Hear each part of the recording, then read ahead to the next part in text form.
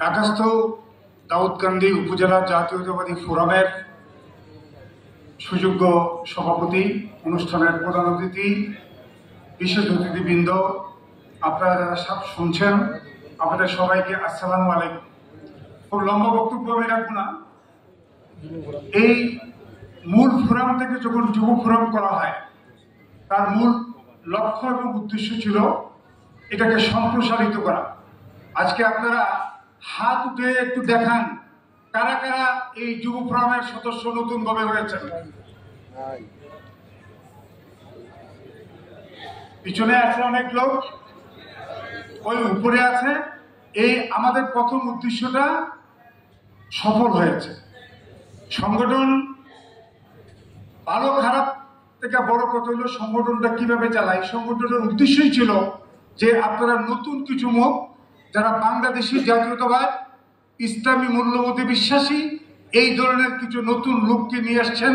এই জন্য আমি জাতীয়তাবাদী যুব ফোরামের সবাইকে ধন্যবাদ জানাই।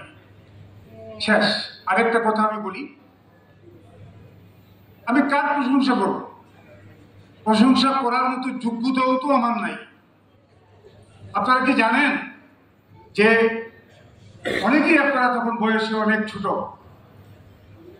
দাউদকান্দি এই ব্রিজটা, যে লম্বা ব্রিজটা 1991 থেকে 95 আগ পর্যন্ত, যখন শেষের দিকে একটা নৌকা বাইচের মাধ্যমে যখন এটা উদ্বোধন করা হয় ডক্টর খন্দকার মোশাররফ সাহেবের চেষ্টায়, বেগম খালেদা জিয়ার সহযোগিতায়, যেই ব্রিজটা দিয়ে আজকে আমরা যাই, আমরা কি রাস্তাঘাটের কথা বলি। এত বড় ব্রিজ না হইলে এত অল্প সময়ে আমরা দাউদকান্দি যেতে পারতাম না। আমরা শুধু রাস্তাঘাটের কথা বলি, আমরা তিতাস উপজেলার কথা বলি। এই কাজটা তো ডক্টর খন্দকার মোশাররফ সাহেব করেছে। আপনি কি প্রশংসা করবেন? কার প্রশংসা করবেন? কার যোগ্যতা আছে ডক্টর খন্দকার মোশাররফ সাহেবের প্রশংসা করার জন্য? উনি ওয়ার্ল্ড হেলথ অর্গানাইজেশনের কথা অনেকবার বলছি, সেটা বাদ দিলাম।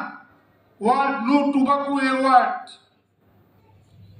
পদকে উনি ভূষিত হয়ে হুসাইন মেথড সারা পৃথিবীর 11টা ইউনিভার্সিটিতে যেখানে পড়ানো হয়, যার একটার যোগ্যতাও আমাদের নাই।